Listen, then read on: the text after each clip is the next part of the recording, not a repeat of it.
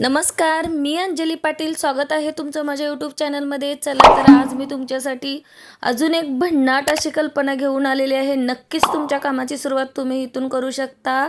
मी तुम्हाला आज बेबी साडी तयार करून दाखवत आहे. अगदी छोट्या छोट्या मुलींची बेबी साडी आहे.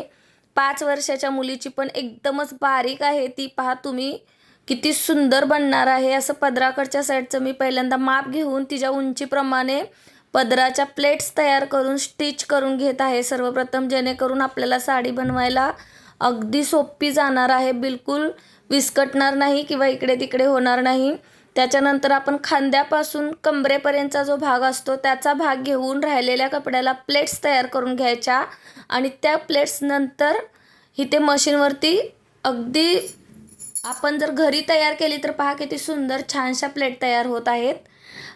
माझ्या तर भरपूरच प्लेट्स तयार झालेल्या आहेत. अशा प्लेट्स तयार करून त्या सर्वप्रथम स्टिच करून घ्यायच्या. त्याच्या अगोदर एक कापड आपण जशी साडी नेसतो तसं आतमध्ये फोल्ड केलेलं आहे आणि त्यालाच पकडून ह्या ज्या प्लेट्स बनवलेल्या आहेत त्या मी इथे अशा स्टिच करत आहे, जेणेकरून बिलकुलही आपल्याला त्रास होणार नाही आणि आपली साडी अगदी पटकन कमीत कमी वेळामध्ये जास्तीत जास्त फिनिशिंगमध्ये सुंदर होणार आहे.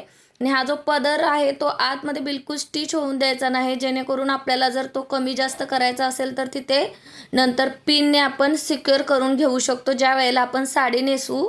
त्यानंतर हे कापड अस्तरचं जे घेतलेलं आहे त्यालाही मी फोल्ड केलं आहे. जसं आपण पेटीकोटला फोल्ड करतो तसं एका बाजूला कट मारून घेऊन फोल्ड केलेला आहे आणि मग नंतर आपण ही जी साडी स्टिच करून घेतलेली आहे त्याच्या आतमध्ये टाकून पूर्ण आपलं जे अस्तरचं कापड आहे, जे पेटीकोट म्हणून आपण वापरणार आहे, ते इथे ह्या साडीबरोबर एकदम व्यवस्थित असं स्टिच करायचं आहे.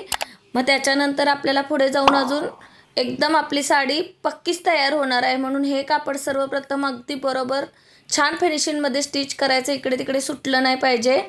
त्यामुळेच आपली साडीचा लुक सुंदर येणार आहे. जसं की आपण पेटीकोट वरती साडी नेसवली आहे असं दिसणार आहे. म्हणून तुम्ही हे कापड स्टिच करता वेळी अगदी व्यवस्थितपणे स्टिच करा. आणि तुम्हाला जर काम करायची आवड आहे तर खरोखर अशा गोष्टींपासून सुरुवात करा. तुमचा स्वतःचा ब्रँड बनून जाईल.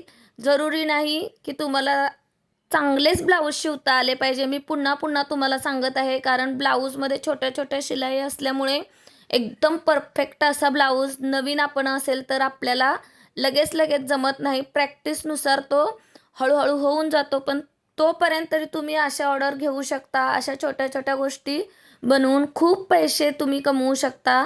फक्त व्हिडिओ स्किप न करता पूर्ण पहा, म्हणजे तुम्हाला थोडीशी आयडिया येईल की अजिबात अवघड नाही आहे साडी शिवायला. आणि एक अगदी लहानात लहान बेबीलासुद्धा तुम्ही अशी सुंदरशी साडी शिवून तयार करून देऊ शकता. मग बाळाची आई तर तुमच्यावर खुशच होईल, कारण एवढी छोटी साडी कुठेही बाजारात मिळत नाही आणि जरी मिळाली तरी ती परफेक्ट फिटिंग किंवा उंची अशी येत नाही. एकदम चित्रविचित्र बसते. स्टिच करून घेतल्यावरच ती छान बसते आणि ती काही सर्व ठिकाणीच मिळत नाही. जर तुम्ही ह्याला स्वतःचा ब्रँड बनवायचा असेल तर नक्कीच अशा वस्तू ट्राय करा. पहा इथे माझं अस्तर जोडून झालेलं आहे.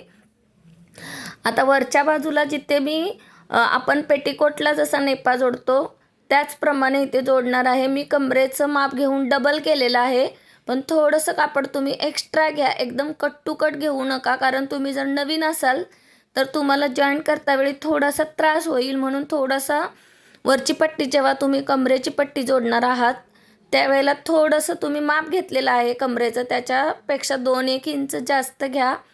एक्स्ट्रा झालं तरी आपण ते कापून काढू शकतो. हे पहा, मी इथे 2 पट्ट्या घेतलेल्या आहेत आणि त्या एकावरती एक जोडून नंतर त्याला मी एकाच बाजूने शिलाई घालून घेणार आहे. आणि एका बाजूने आपल्याला इकडे कमरेला जी साडी आपण स्टिच करून घेतलेली आहे त्याला हे जोडणार आहे. अगदी बरोबर मापाच्या तुम्ही काढून घ्या. मी ह्या 4 इंचाची घेतली आहे. 4 इंचाची घेतली की आपली 2 इंचाची कमरपट्टी तयार होते. दोन्ही बाजूला 2-2 इंच आणि इथे एक असा फोल्ड टाका, म्हणजे तुमचा कपडा बाहेर येणार नाही, उसकणार नाही आणि अगदी छान फिनिशिंगमध्ये तुमची साडी तयार होणार आहे. पण ज्या वेळेला तुम्ही ही पट्टी जोडणार आहात त्यावेळेला तुमच्या उजव्या बाजूला साडी येईल त्या बाजूला तिचं ओपन भाग ठेवा.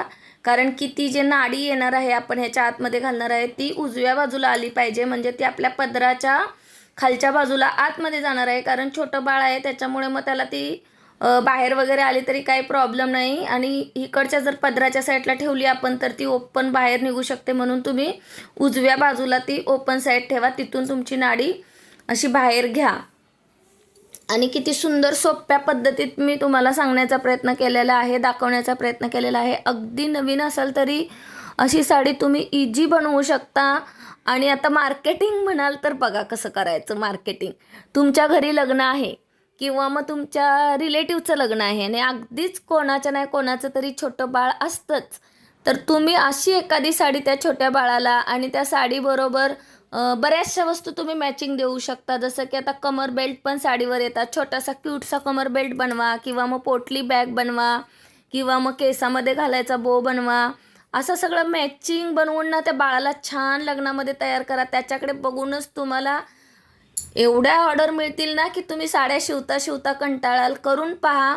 तुमचं एखादं बाळ असेल तर त्याच्यासाठी ट्राय करा. तुम्हाला येत असेल तर मला येणार नाही मी कशी शिवू असं म्हणू नका, एकदा नक्की ट्राय करा अशा वस्तू. तुम्हाला जर खरंच पैसे कमवण्याची आणि आपली कला दाखवण्याची अथूट इच्छाशक्ती आहे तर अशा गोष्टी बनवण्याला तुम्ही थोडंसं प्राधान्य द्या, नक्कीच यशस्वी व्हाल.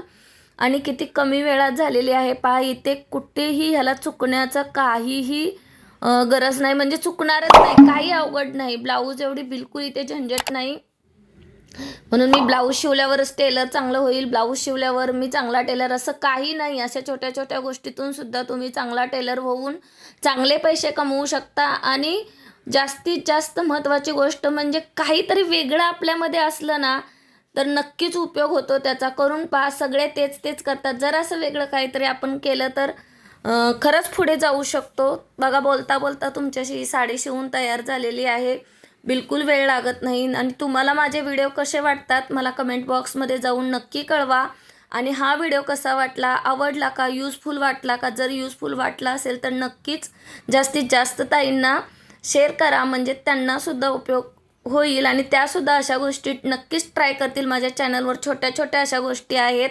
चॅनलवर नवीन असाल तर चॅनलला लाईक करा, शेअर करा. आणि तुम्हीसुद्धा अशी एखादी साडी ट्राय करा.